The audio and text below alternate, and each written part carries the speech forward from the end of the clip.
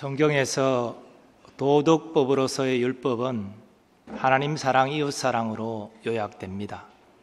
우리 그리스도인은 하나님의 거룩한 본성이 반영된 이 도덕법으로서의 계명을 성실히 지켜야 합니다. 우리가 구원받기 위함이 아닙니다. 이미 주의 은혜로 구원받았기 때문입니다.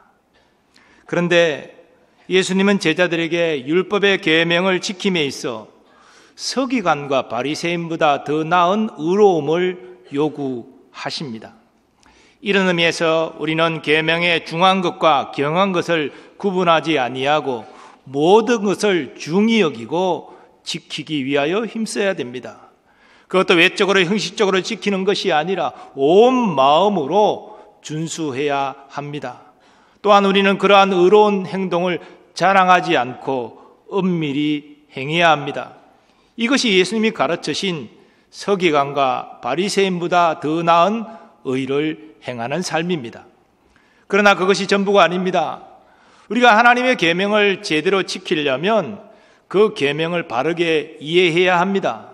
하나님의 말씀을 바르게 이해하지 않고 완전한 준수를 한다는 것은 불가능한 일이기 때문입니다. 그래서 예수님은 율법을 6가지 주제로 나누어 제자들에게 가르치셨습니다. 이 율법을 주신 하나님의 뜻은 이것이니 이렇게 지켜라. 그럴 때 우리는 율법을 오해하고 있는 서기관과 바리새인보다 더 나은 의를 행할 수 있는 것입니다. 예수님이 말씀하시는 6가지 주제는 살인, 간음, 이혼, 맹세, 복수, 이웃 사랑입니다. 이 6가지 주제가 물론 율법의 모든 내용을 다 반영하는 것은 아닙니다. 하지만 예수님께서 이 6가지 주제를 말씀하셨다는 것은 당시 유대인에게 이 주제가 중요했음을 말하는 것입니다. 또한 우리에게도 예수님의 가르침은 역시 중요합니다. 이런 사실을 우리는 유의하여 하나님의 계명을 바르게 이해하고 지켜야 하겠습니다. 오늘은 그 첫 번째 내용으로 살인에 대한 주제입니다.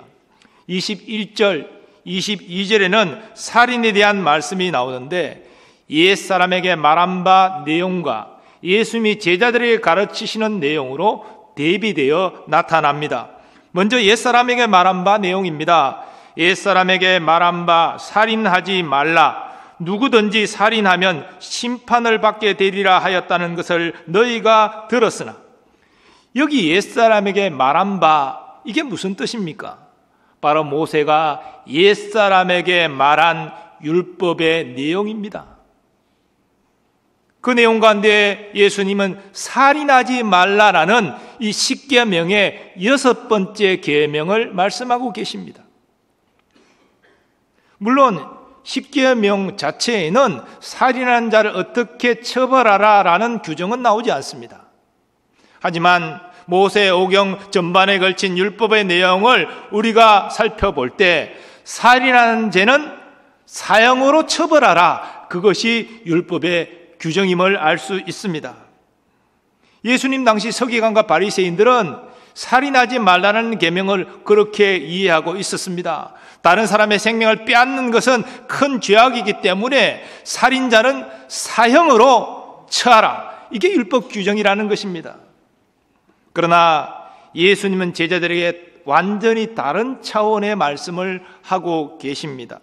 나는 너희에게 이르노니 형제에게 노하는 자마다 심판을 받게 되고 형제를 대하여 라가라 하는 자는 공회에 잡혀가게 되고 미련한 놈이라 하는 자는 지옥불에 들어가게 되리라. 분명히 앞에서 살인에 대한 말씀을 하고 계신데 지금 이어지는 예수님이 제자들에게 말씀하시는 내용은 살인이라는 단어가 나타나지 않고 있습니다. 그러나 우리가 앞절과 이어지는 내용의 문맥을 고려할 때, 또 예수님이 지적하시는 죄를 지은 자가 심판을 받고 공회에 잡혀가고 지옥불에 들어가게 되는 것을 고려할 때, 지금 예수님은 살인죄와 같은 죄와 그 결과에 대하여 말씀하고 계심이 분명하다는 것입니다. 즉 형제에게 노하고 형제에 대하여 라가라 하고 형제에게 미련한 놈이라 하는 자는 살인죄를 저지르는 자와 같다라는 것입니다. 그러면 예수님이 말씀하시는 대상자인 형제가 과연 누구입니까? 물론 문자적으로 혈육을 의미할 수 있습니다. 가족 간 그렇게 하는 것은 큰 죄를 짓는 것이다. 그러나 많은 주석가들이 동의하는 대로 이 형제는 믿음의 지체로 의미가 확장되어지고 더 나아가 우리가 만나는 모든 사람에게까지 그 의미가 확장되어집니다.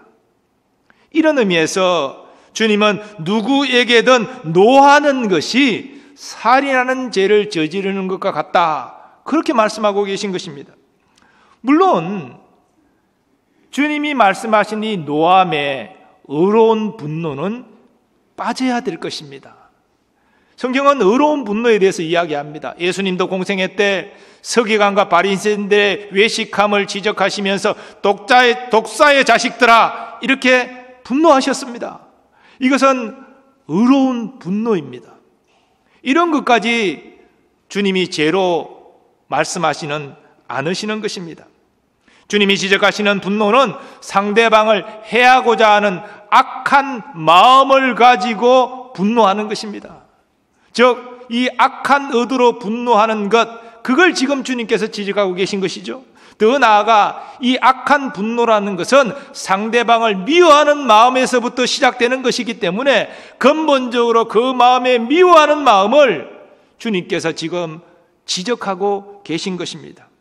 이처럼 주님이 말씀하시는 살인죄는 실질적으로 사람의 생명을 빼앗는 행위뿐 아니라 살인하는 행동에 이르게 하는 그 마음의 미움까지 살인죄와 같은 것임을 말씀하고 계시는 것입니다. 다음으로 주님은 형제에 대해 라가라 하는 것도 살인죄와 같은 죄로 취급하십니다. 나나두에 보면 라가라는 말은 히브리어의 욕설이다, 이렇게 되어 있는데요, 성경에는 이 단어가 잡류, 잡배, 이런 식으로 번역되고 있습니다. 형편없는 사람이라 비하하는 말로 라가, 이렇게 당시에 썼다는 것입니다. 이것은 상대방에게 모욕 주는 말입니다. 이런 의미에서 상대방을 인격적으로 욕하는 말은 바로 살인죄를 저지르는 것과 같다. 주님께서는 그걸 지금 말씀하고 계신 것입니다. 더 나아가 주님은 형제에게 미련한 놈이라 하는 것도 살인죄로 간주하십니다. 사실 우리말이 이 적절한 번역을 할 수 없는 이 번역의 어려움이 그런 것입니다. 미련한 놈도 적절하게 번역하기가 어려운데요, 사실 이것은 라가라는 말보다 더 심한 욕설입니다. 외경 실학서를 보면 이 미련한 놈에 해당되는 단어가 하나님을 부정하는 자로 사용된 것을 우리가 볼 수 있습니다.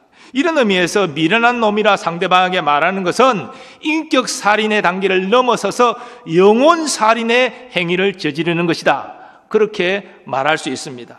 종합하면 예수님은 살인죄를 사람의 생명을 빼앗는 단순한 행위로 규정하지 아니하셨습니다. 그 인격을 해치는, 상하게 하는 일, 그 영혼을 해치는 일, 이 모든 행위까지 살인죄와 같다, 그렇게 말씀하셨습니다. 즉, 누군가를 미워하고 욕하고 저주하는 모든 행위가 살인죄를 저지르는 것 같다. 그런 자는 심판을 받고 공회에 잡히고 지옥불에 들어가게 된다, 이렇게 말씀하고 계신 것입니다. 이러한 주님의 가르침을 우리가 생각할 때 이 가르침이야말로 참으로 놀라운 것임을 우리는 알 수 있습니다. 솔직히 우리 중에 살인을 좋아할 사람 누가 있겠습니까? 사람의 생명을 해치는 일을 하고 싶어하는 사람이 누가 있겠습니까? 물론 이 구약 성경을 읽어보면 살인 자체를 모두 다 죄로 규정하는 것은 아닙니다. 의도치 않게 우연히 상대방의 생명을 해하였을 때 그 사람을 그 형편을 고려하여 구하기 위하여 도피성 제도를 하나님이 허락하셨습니다. 살인을 했지만 내가 일부러 한 게 아니기 때문에 도피성에 피하면 그는 살 수가 있었습니다. 뿐만 아니라 하나님께서 직접 살인을 명하시는 일도 있잖아요. 가나안 7 족속을 진멸하라. 가나안 족속을 한 명도 살려두지 말라. 이런 명령을 친히 하시는 것을 보면 살인 자체를 모두 다 죄로 규정하시는 것은 아닙니다. 오늘날 기독교 상황윤리에서도 정당방위를 인정하고 국가를 위해서 적과 싸워 적을 죽이는 일 자체를 용인하고 있지 않습니까? 그러나 여러분, 어떤 이유든지 간에 사람의 생명을 빼앗게 되면 그것이 비록 정당방위일지라도 마음이 불편하고 괴로운 것이 사실입니다.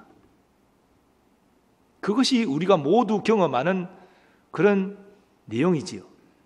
그러나 여러분, 우리가 누군가를 미워하고 욕하고 험담하는 것을 살인죄와 같이 심각하게 여기지는 않습니다. 그것 자체가 선한 일이 아닌 것은 동의하지만 사람이기 때문에 살다 보면 누군가를 미워할 수도 있고 또 험담도 하고 욕하는 말도 하고 심지어 기분 나쁘면 저주하는 말, 잘 못되라고 망하라고 그런 말도 우리가 하잖아요. 그러면서 내가 지금 살인죄를 짓고 있다, 그렇게 우리는 심각하게 생각하지 않습니다. 그러나 우리의 행위에 대하여 재판하시는 재판장 되시는 주님의 생각은 다르십니다. 누군가를 미워하고 욕하고 저주하는 행위를 살인죄와 같은 행위로 간주하고 계신다는 것입니다. 그러므로 우리는 오늘 살인에 대한 예수님의 가르침을 가볍게 여겨서는 안 됩니다. 심각하게 생각해야 됩니다. 더 나아가 예수님이 이 가르침을 우리에게 주신 것을 은혜와 복으로 알아야 됩니다. 이런 경고에 준엄한 말씀이 없었다면 우리는 어쩌면 계속 누군가를 미워하고 욕하고 저주하는 것을 그저 일상적으로 일어나는 일처럼 그렇게 가볍게 생각하고 지나갔을 것입니다. 계속 지옥불에 들어가는 죄악을 쌓고 있는 것이지요. 그럼에도 불구하고 전혀 심각하게 생각하지 않고 우리는 그렇게 살아갈 것입니다. 그런 모습은 하나님의 자녀로서 부끄러운 모습 아닙니까? 살인죄와 같은 죄를 저지르고 있는데 그런 마음에 하나님의 평강이 임하고 하나님의 복이 임하겠습니까? 그럴 수가 없는 것이죠. 그러므로 우리는 오늘 예수님의 가르침을 깊이 유의하고 그런 부끄러운 삶을 이제는 멀리할 뿐 아니라 이제 서로 사랑하고 칭찬하고 축복하는 삶으로 방향전환해야 된다는 것입니다. 그것이 하나님께 영광 돌리는 삶이고 이 땅에서 참 평안과 복을 누리는 길이라는 것입니다. 이런 의미에서 주님께서 살인에 대한 본문의 가르침을 주신 것은 바로 우리 자신, 나를 위한 것임을 알아야 됩니다. 우리는 율법하면 그저 부담스러운 것, 안 지키자니 찜찜하고 지키자니 힘든 것, 멀리하고 싶은 것, 이런 고정관념이 있습니다. 그러나 우리 예수님, 이 하나님이 본래 주신 살인하지 말라는 계명을 다시 본래적인 의미로 해석하여 적용하여 제자들에게 가르칠 때 이것은 제자들에게 복된 말씀으로 주신 것입니다. 너희가 그렇게 저주스러운 길을 가지 말고 복된 길을 가라. 이 말씀을 바르게 깨닫고 지켜 행할 때 너희에게 복이 임할 것이다. 복된 말씀으로 주신 것입니다. 사실 하나님께서 구약 이스라엘 백성에게 율법을 주신 것도 같은 목적입니다. 그저 하라 하지 말라 부담 주시기 위하여 주신 말씀이 아닙니다. 하지 말라 하나님이 기뻐하시지 않는 길이기 때문에, 저주의 길이기 때문에 그 길로 가지 말라. 하라 하나님이 기뻐하시고 복된 일이기 때문에 그것을 행하라. 그렇게 해서 계명을 주신 거예요. 신명기 말씀 이렇게 증거합니다. 내가 오늘 하늘과 땅을 불러 너희에게 증거를 삼노라. 내가 생명과 사망과 복과 저주를 내 앞에 두었은즉 너와 내 자손이 살기 위하여 생명을 택하고 내 하나님 여호와를 사랑하고 그의 말씀을 청종하며 또 그를 의지하라. 마찬가지입니다. 오늘 살인에 대한 가르침을 바르게 깨닫고 지키면 우리에게 복이 된다는 것이지요. 그러므로 우리는 이 시간 결단해야 됩니다. 나 자신을 위해서, 내 신앙 공동체를 위하여, 더 나아가 하나님의 영광을 위하여 나는 이제 더 이상 누구에게도 미움을 품지 않겠습니다. 욕하지 않겠습니다. 저주하지 않겠습니다. 나는 오히려 용서하고 사랑하고 칭찬하고 격려하며 축복하겠습니다. 우리는 결단해야 됩니다. 그럴 때 하나님이 크게 영광 받으시고 나도 살고 교회도 사는 것이지요. 그런데 여러분, 이렇게 결심했는데 작심삼일이라고 며칠 지나지 않아서 또 누군가가 미워지고 막 험담이 나오고, 잘 안 됐으면 좋겠다, 그런 저주의 말이 나오고, 그러면 어떡할까요? 물이 엎질러졌으니까 이제는 주워 담을 길이 없는 것입니까? 망한 것입니까? 지옥불 들어가야 됩니까? 사도 요한은 이런 말을 남겼습니다.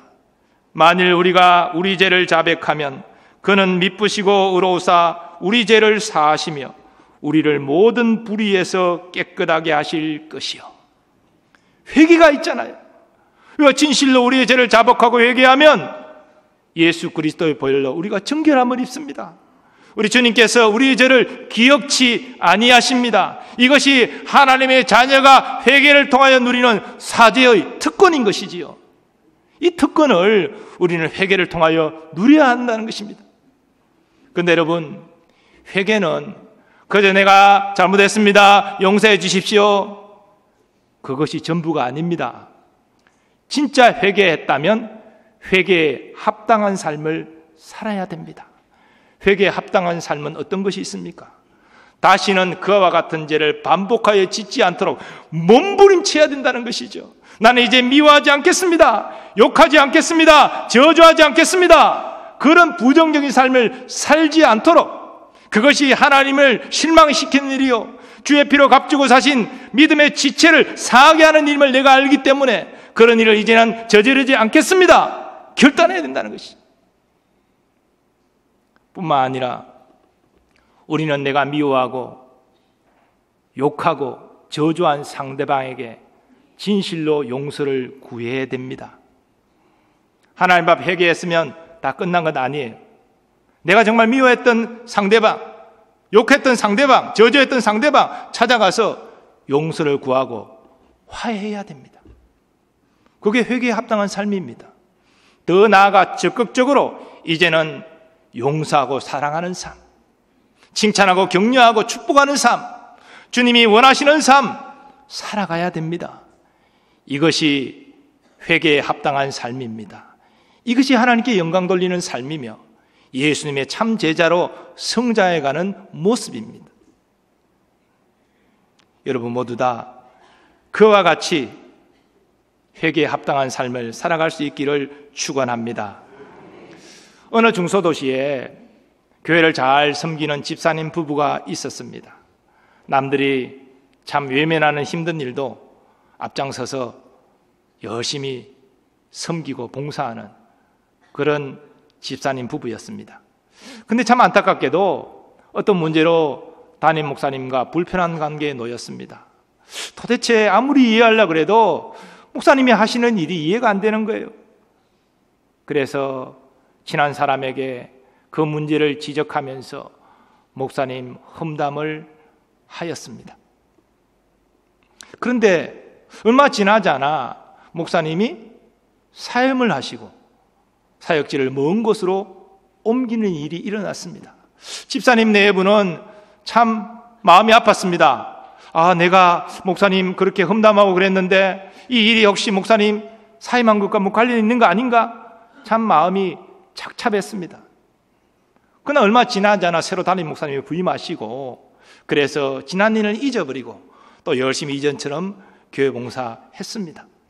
그리고 수년이 지났습니다. 교회 부흥회가 있었습니다. 부흥회에 열심히 참석해서 은혜를 받고 있는데 강사 목사님이 마지막 날 마지막 저녁 집회 시간에 용서와 화해를 주제로 오늘 본문 23절 이하 말씀을 봉독하셨습니다. 그러므로 예물을 제단에 드리려다가 거기서 내 형제에게 원망 들을 만한 일이 있는 것이 생각나거든 예물을 제단 앞에 두고 먼저 가서 형제와 화목하고 그 후에 와서 예물을 드리라. 너를 고발하는 자와 함께 길에 있을 때 급히 사화하라. 그 고발하는 자가 너를 재판관에게 내어주고 재판관이 옥리에게 내어주어 옥에 가둘까 염려하라. 진실로 내게 이르노니 네가 한 푼이라도 남김이 없이 다 갚기 전에는 결코 거기서 나오지 못하리라. 그리고 말씀하십니다.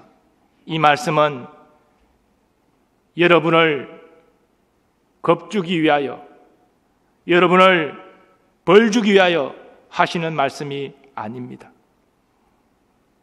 여러분에게 은혜 베푸시고 복 주시기 위하여 하시는 말씀입니다. 지금 이 시간 어떤 사람과 불편한 관계, 그러나 화해하지 않는 그런 관계 있는 분이 있습니까? 우리 주님은 원하십니다. 그분을 찾아뵙고 용서를 구하고 화해하라. 그리고 돌아와 내게 온전한 예배를 드려라. 내가 순종하는 너희에게 은혜와 복을 부어주리라. 목사님은 그렇게 말씀하셨습니다. 부흥회가 끝났습니다. 집사님 네 분 집에 와서 먼저 남편 집사님이 이야기합니다. 목사님, 마지막 하시는 권면의 말씀, 나는 큰 찔림을 받았다. 당신은 어땠어? 나도 마찬가지예요. 지난 목사님과 불편한 그 관계가, 용서를 구하지 같은 그것이 생각나서 힘들었어요. 우리가 어떻게 해야 되죠? 부부는 상의 끝에 우리가 다음날 새벽 일찍 목사님을 찾아뵙시다.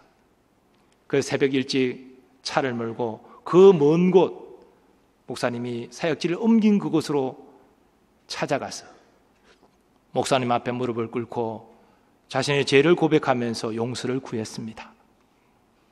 목사님은 뭐 그런 것 같고 여기까지 오셨느냐고 그렇게 두 분을 품어주시면서 축복하여 기도하여 주셨습니다. 먼 길이었지만 목사님과 화해하고 목사님의 기도를 받고 돌아오는 이 집사님 네 분의 마음은 기쁨으로 가득 찼습니다. 그리고 하나님께서 강사 목사님의 입술을 통하여 말씀하신 대로 그 집사님이 하시는 사업에 복을 주시고 그의 귀한 일꾼으로 세워주셨음을 믿으시기 바랍니다. 사랑하는 여러분, 누군가를 미워해 보신 적이 다 있을 것입니다.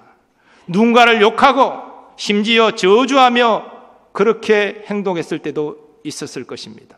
그때 여러분의 마음에 평안을 느끼셨습니까? 여러분 행복하셨습니까? 하나님의 사람은 하나님의 뜻대로 살지 않을 때 결코 마음이 평안할 수 없습니다. 하나님이 주는 진정한 기쁨 누리지 못합니다. 우리 주님께서 오늘 이 계명에 대한 해석을 제자들에게 하실 때에 제자들을 괴롭게 하기 위하여, 부담 주기 위하여 힘들도록 주신 것이 아닙니다. 진정 복 있는 삶을 제자답게 살라고 이 말씀을 주신 것입니다. 결국 이 계명은 나를 위하여 주님께서 주신 것입니다. 이제 누군가를 미워하고 욕하고 저주하는 인생이 아니라 사랑하고 칭찬하고 축복하는 인생이 되시기를 예수님의 이름으로 축원합니다. 더 나아가 어떤 분과 불편한 관계가 있었다면 용서를 구하고 화해하십시오. 그것이 하나님의 마음이고 그렇게 순종하는 자에게 하나님께서 은혜와 복을 더하여 주실 줄 믿습니다. 이러한 하나님의 기쁨이 되는 여러분 다 되시기를 예수님의 이름으로 축원합니다.